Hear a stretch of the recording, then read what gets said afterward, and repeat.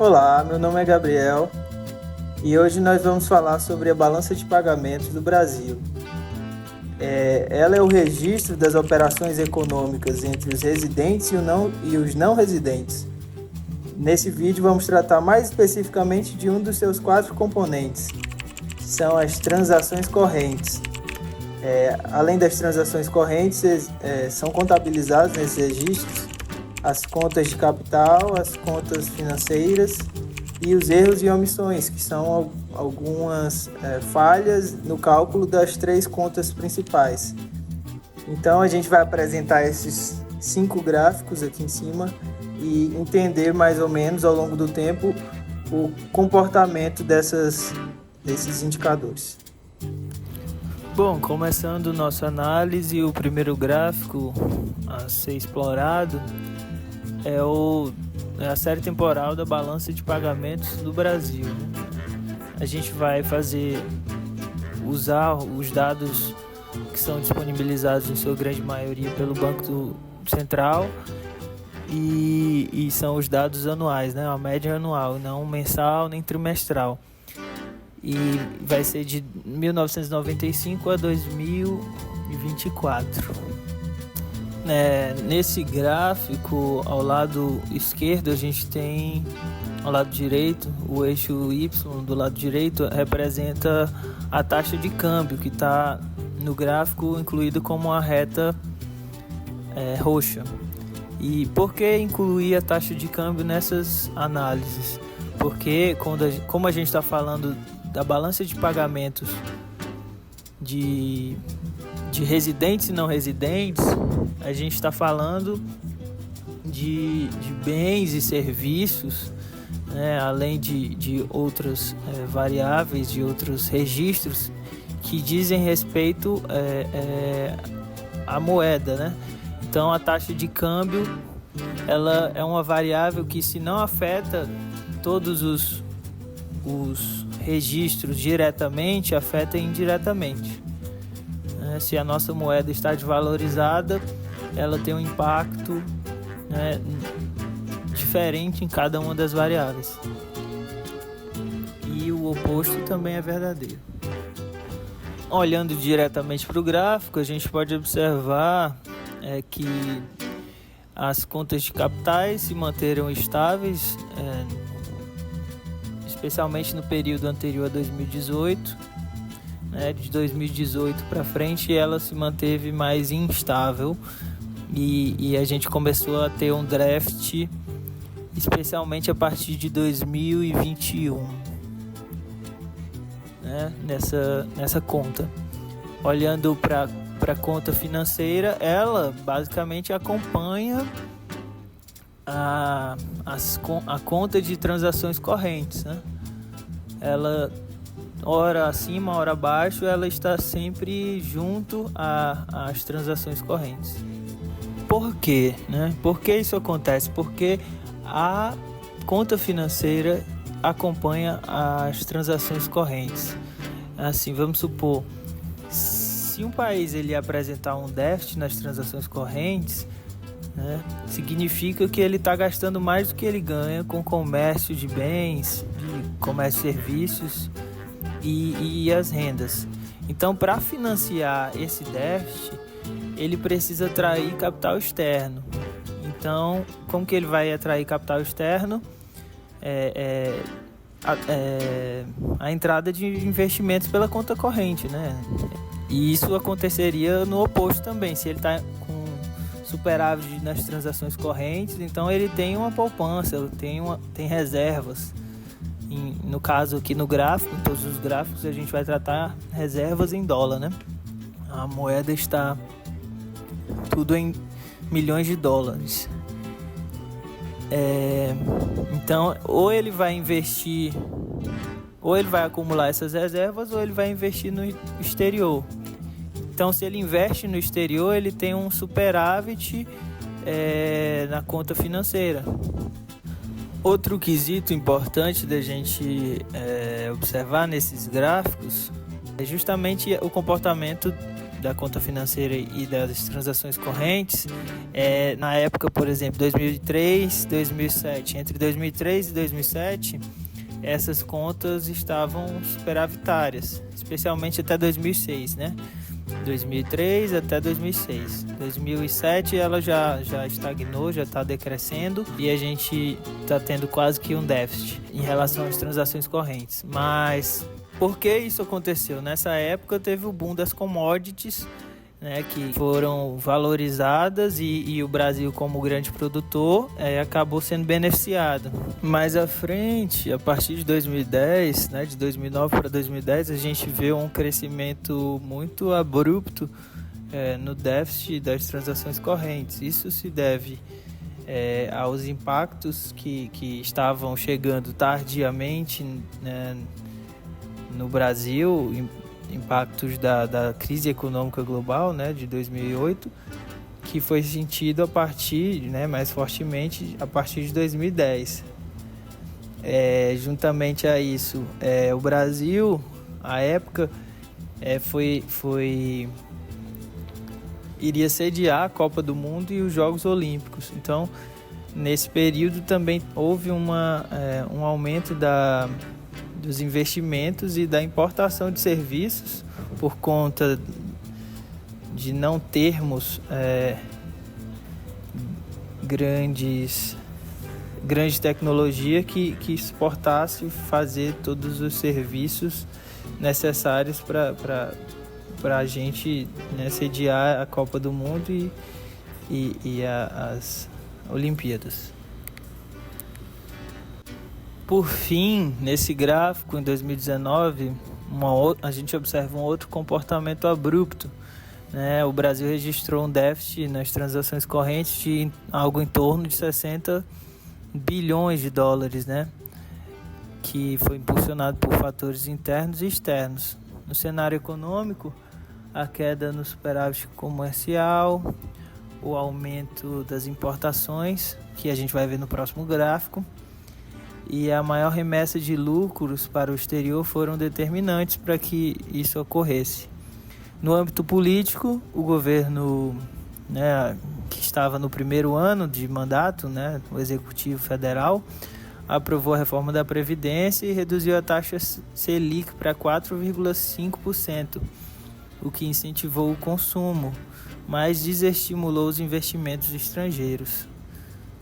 Então, além disso, também houve estabilidades institucionais, tensões com parceiros comerciais como a China e a Europa, porque o governo, né, vigente apoiava os Estados Unidos e os Estados Unidos estavam em rota de colisão com os chineses. Então, esse contexto acabou agravando o déficit nas contas externas.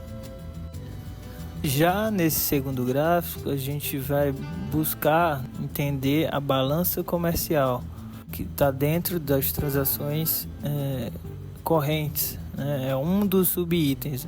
Além dele tem os serviços, que é o gráfico seguinte, a renda primária e a renda secundária, que são os tópicos posteriores, especialmente a renda primária, que diz respeito às transferências unilaterais. São os três grandes tópicos: balança comercial, balança de serviços e as transferências unilaterais. Nesse gráfico, assim como no anterior e nos posteriores, vai ter no eixo direito a taxa de câmbio, para a gente sempre buscar correlacionar os comportamentos com a variação, né, indireta ou direta da taxa de câmbio. Até o início do milênio, a gente vê um déficit, né, que o Brasil não tinha uma indústria competitiva em nenhum dos... Não tem até hoje, né, mas especialmente a partir do atual milênio, isso mudou quando as commodities foram valorizadas e consequentemente incentivou a nossa especialização nesse tipo de produto, né? Somos um grande primário exportador mundial E isso, claro, coincidiu com os primeiros superávites na balança comercial coincidiram com o crescimento da taxa de câmbio. A gente observa ali que na primeira década dos anos 2000, teve uma valorização do câmbio chegando a R$3 equivalendo a $1. E isso, obviamente, para a gente que vende na cotação mundial, que é em dólar, isso acabou valorizando os nossos produtos. É observado também que, assim como o nível de exportações sobe nesse período, o nível também de importações, eles andam juntos, né? Que isso diz respeito à renda disponível, né? Que as pessoas acabam tendo por conta dessa entrada de riquezas financeiras no nosso país. Em 2009, a gente acaba vendo o primeiro reflexo da crise das bolhas e a gente permanece tendo um superávit de 24 bilhões de dólares, mas a gente vê que tanto a nossa venda de bens e bens em especial e compra de bens, as duas sofrem uma perda considerável, né? Estava até então numa tendência de crescimento. Já em 2014, a gente tem o primeiro registro de um déficit na balança comercial, né? Um déficit considerável de 6,6 bilhões de dólares. Entre os principais fatores, a gente tem como determinantes para esse déficit a desvalorização dos preços das commodities, né? Especialmente do petróleo, porque à época a oferta do petróleo estava em alta, né? Tinha mais oferta do que demanda. Juntamente a isso, a gente teve uma desaceleração da economia chinesa. Além disso, a crise energética elevou os custos de produção, né? Na época, os reservatórios de água no sudeste brasileiro ficaram abaixo dos níveis normais e a energia elétrica subiu de preço, então a competitividade da indústria nacional foi prejudicada. Por fim, em 2023 e 2024, né, após um bom crescimento, né, depois da pandemia, que teve uma queda, tanto nas exportações quanto importações houve um crescimento. Entretanto, em 2023 e 2024 teve o início da formação de uma boca de jacaré, né, por assim dizer, no gráfico de importações em relação às exportações, porque houve uma taxação das importações. Isso diminuiu a quantidade de bens importados. E, além disso, esse alto nível de exportações está conectado com a taxa de câmbio, né? O dólar está muito valorizado, então isso acaba que contribui para um superávit da balança comercial nesse período.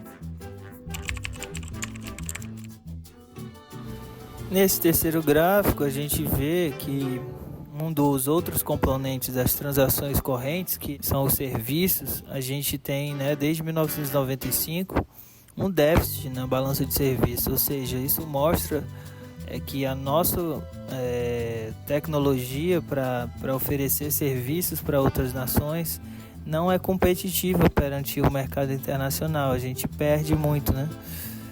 Isso vem se agravando com o passar do tempo, por dois motivos. Um é a não modernização dessa tecnologia, então a gente não continua cada vez mais distante de oferecer serviços de refino tecnológico para outras nações. E um segundo motivo é a desvalorização do câmbio, né? Nossa moeda nos últimos anos tem se desvalorizado. Então, se a gente não tem serviços de refino tecnológico para suprir a nossa demanda interna, a gente importa esses serviços. E importando a uma taxa de câmbio elevada, a gente contribui para que o déficit na balança de serviços seja maior. Ainda sobre esse terceiro gráfico de serviços, a gente pode citar os principais componentes desse déficit, né? Que são aluguéis de equipamentos, transportes e viagens. Viagens numa escala menor, mas especialmente aluguel de equipamentos e transportes. O que acontece com aluguéis de equipamento? É justamente a questão tecnológica. Então, só no déficit de aluguéis de equipamentos, a gente chegou no último ano, 2024, a um déficit de menos 10 bi, né? Aproximadamente menos 11. Né? E isso foi muito mais forte, por exemplo, em 2013 e 2014, quando a gente estava alugando equipamentos para a construção de infraestrutura para, por exemplo, em 2014, a Copa do Mundo. Já em relação aos transportes, podemos dizer que ela, nos últimos anos de 2021, não está explícito no gráfico, mas se a gente vê por menores, né, teve um crescimento muito grande de 2020 para 2021. Claro que 2020 tinha um déficit menor em transportes, porque era um ano pandêmico e a maior parte das demandas e a economia como um todo estava parada, né? Se não parada, estava num estado mais desacelerado. Entretanto, em 2021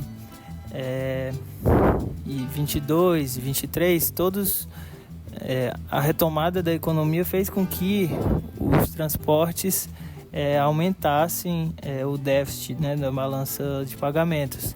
Entre os principais fatores está a alta do frete marítimo, né, alta no custo de frete marítimo, o aumento das importações, também como as outras variáveis, como aconteceu em outras variáveis, né, a valorização do dólar fez com que esses custos aumentassem juntamente com o dólar. E teve um maior gasto também com viagens internacionais.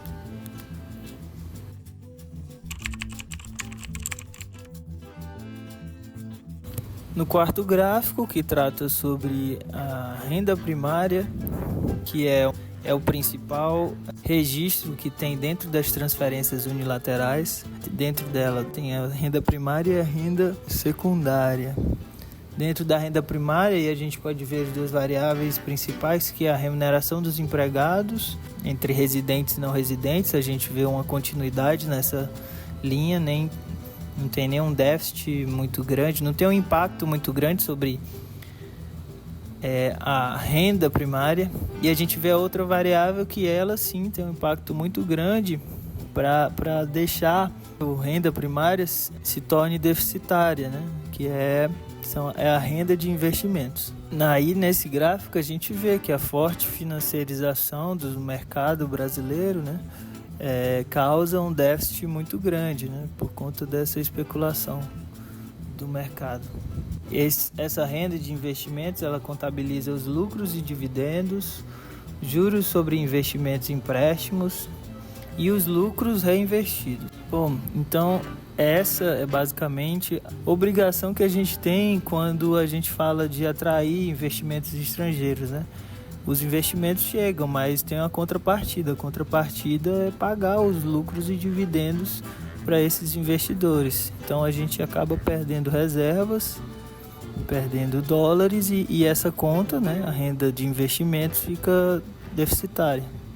Isso mostra também que a gente depende de capital externo, né, para estruturar a nossa economia, e tem uma dívida pública que está na mão dos estrangeiros, né, porque os títulos públicos estão com esses proprietários que vêm em busca de investimentos altamente rentáveis. Isso conversa também, principalmente, com os nossos juros. A nossa taxa Selic historicamente tem um nível elevado em comparação a outros países.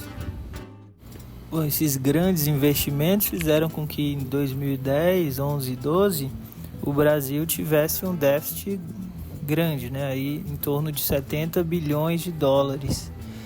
E E entre os principais fatores que acarretaram isso foi o Brasil viver um período, né, nessa época, de forte crescimento do PIB. Então,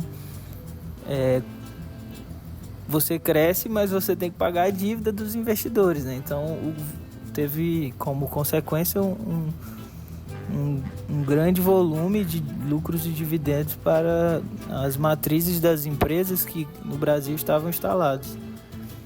E juntamente a isso, a gente também teve um boom do investimento estrangeiro direto nas empresas de infraestrutura e de petróleo, especialmente por conta do pré-sal que havia se descoberto, e somente a Petrobras tinha tecnologia para extrair essa fonte de riqueza, né?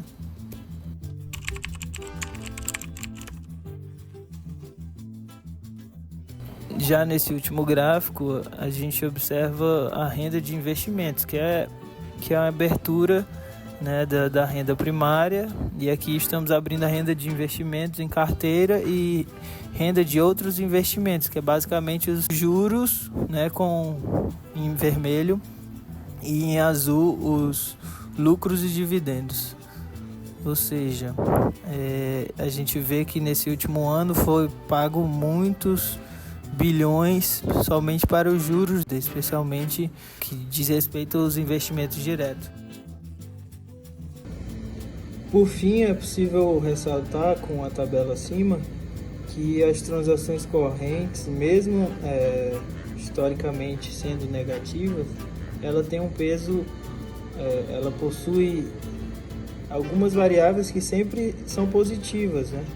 Ou majoritariamente são positivas, que é a balança comercial, que nos últimos 5 anos ela contribuiu com 95% dos superávites dentro desse cálculo.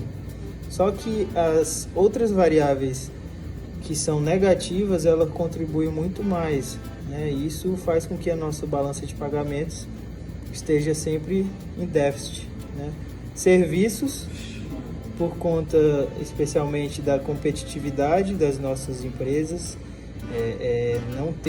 por não termos um refinamento tecnológico e não conseguir exportar serviços, e assim a gente acaba principalmente importando. E a renda primária, que é puxada pela renda de investimentos, por 2 motivos: a taxa de câmbio, que a nossa moeda está muito desvalorizada nos últimos tempos, e as altas taxas de juros, que faz com que muitas pessoas aloquem seus investimentos no Tesouro Direto, e a gente está sempre em déficit, tanto nos juros quanto nas carteiras de investimento.